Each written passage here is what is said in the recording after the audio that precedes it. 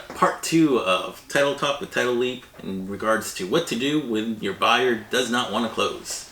So in part 1, we talked about the practical steps you would take as a seller's agent to put your seller in the best position if the buyer fails to close. Part 2 today, we're going to talk about exactly what the ramifications are for each of the parties and weighing what they're going to do next. I'm Jim Brown, founder of Title Leap and attorney at James Brown Law. I'm David Velez, closer extraordinaire and chief development officer of Title Leap. So, you sent the cancellation the day after the failed closing. Right. The buyer is on notice that the seller wants out, and the general premise is, I'm a judge, right? And let's just imagine this thing's going to litigation. You kind of always have to frame these things in worst case scenarios. So like worst case scenario, seller send the buyer the cancellation and release. Buyer says, no, I still want the property. I still want the property. Okay. Judges, as a general rule, want everybody to get the benefit of the contract. Okay. They don't like what's called blue lining contracts. They don't like to rewrite the terms. They don't like to do things differently. So originally the seller wanted money and originally the buyer wanted the house. And if the failure of the buyer is due to a third party, let's just say in this transaction we're talking about the bank didn't get their we had one recently, the bank didn't get their termite inspection soon enough. Okay. I knew that the buyer was our client. The buyer knew with that termite report that the lender would absolutely lend. Right. So I made a call to the other side and I said, look, we all know that the lender's going to lend, and we all know that judges are going to say, hey, seller, we're going to make this transaction happen. It's a third-party failure leading to the buyer's breach. We don't want to beat up buyers for lazy lenders. And so we prorated the closing fees as of the day of the contracted closing, closed a day or two later, the termite inspection came in, everything was good, and the lender lent, and everybody was happy. Fortunately, in that transaction, the attorney on the seller's side knew the law and knew how judges would act well enough to know if the buyer sues for specific performance and you have close proximities in time, the judges are going to make this thing happen. Right.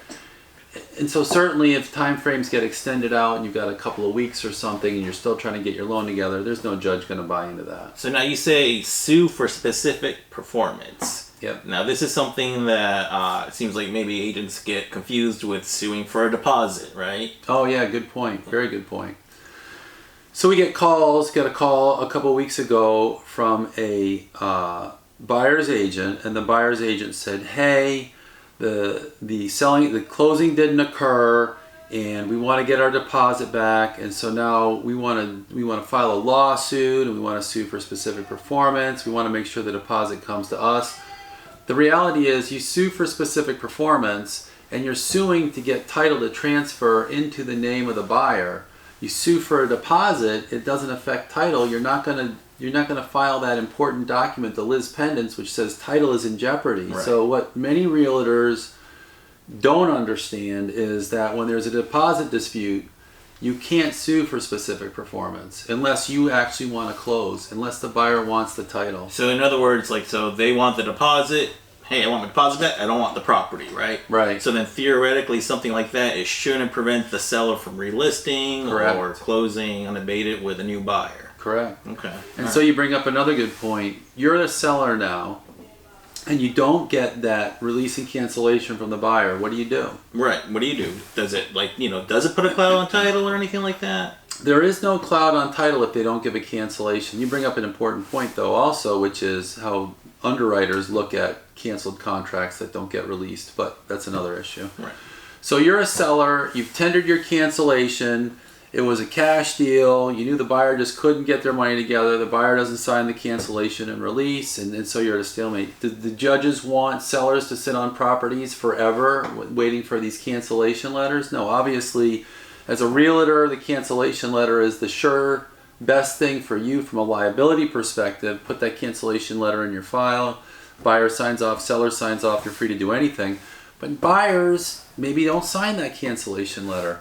So now there's some risk to the seller to resell. But certainly, again, judges don't want sellers to be held up forever for deadbeat buyers. Right. So the seller should go talk to an attorney. There's going to be some level of risk. But if the contract date says Monday closing, and the buyer didn't perform, and it's a cash deal, and there wasn't a deadbeat lender or something like that, generally speaking, sellers can list and resell. Right, so they don't have to wait for that cancellation or anything, even if the buyer might still want that property. Even if they want it. Now, if the buyer wants to come back to the table, or the buyer hires an attorney and they sue for specific performance, that's a whole other deal. But sending the cancellation notice, you've sent that clear notice, this is the seller's intent. Right. You relist the property, you resell, see what the buyer does. Good advice for your realtor. For the realtor, talk to an attorney, get attorney's counsel. So now, all right, buyer sends the cancellation, or the seller sends the cancellation to the buyer. Buyer doesn't want to sign it or whatever. Buyer feels like they do want to sue for specific performance. Like, how long does it take that to how long does it take to get that all that running? You know what I mean? Like, what if the seller sends the cancel? It's supposed to close on Monday. Right. Seller sends the cancellation on Tuesday. Hopefully within a really quick period of time, buyer's going out to find an attorney. The reason that they didn't close was a lender's failure. Right. They still want the property. You could hire an attorney and they can put a demand letter together in an email. It should happen that afternoon or the next morning. So now the demand letter, that's like notice, hey, hit us, we hit want pause, the property. we want the property, All right, so again, in that termite inspection, it was a quick email. Hey, we're going to get the termite inspection tomorrow. If you don't let us close, we're going to sue for specific performance. Right. Wasn't our fault. It was a lender's fault. Now, what if the seller had a backup offer that was signed before any of that happened? I would say that the buyer should pause, and they should really think long and hard, because if there's a backup offer for the purchase, you really want to, that changes the facts a little bit. You really want to make sure that your buyer is secure. The lender is going to perform, because they're going to be pulling a lot of levers and spending a lot of money to make this specific performance thing fly. Right. And if the specific performance doesn't fly, if the lender can't come through and fund that first buyer, then the seller has a great measure of damages in the backup offer. Right. So you'd really have to, it changes it a little bit. You'd really want to think hard before you pulled those levers and made specific performance your go-to. But typically, if the closing was supposed to occur Monday and everybody jumps on the thing with the cancellation Tuesday, and by Wednesday people are having conversations, attorneys are having conversations with sellers and sellers' attorneys, if they're going to file the specific performance, the lis pendens is one of the first things that'll be filed. The complaint's pretty straightforward. It's all going to happen pretty quick. Right. And the best thing that can happen in one of those scenarios is buyer talks to an attorney who knows what's going on, and then the seller has an attorney and can advise the seller, look, if the inspection is going to be done and the lender's going to lend in a day or two, just go ahead and give them the addendum. Right. Maybe they take a little more deposit, they take a little more security, whatever it's going to be. Gotcha. Assuming it's not one of those CFPB paragraph 5 which failures. is where it's just built in. And, Yeah. Okay. So it seems like there could be like many issues that kind of, it can branch off into so many different directions. Yes. So, if you are faced with issues like this, please be sure to give seller's agent or a buyer's agent. Yeah, because they come from either end. Give us a call. We're very well versed in all this, and we'll be able to help you out. Yep, and if you would be kind enough to hit subscribe and follow us on social media, we look forward to updating you next week with another Title Talk. Have a great week.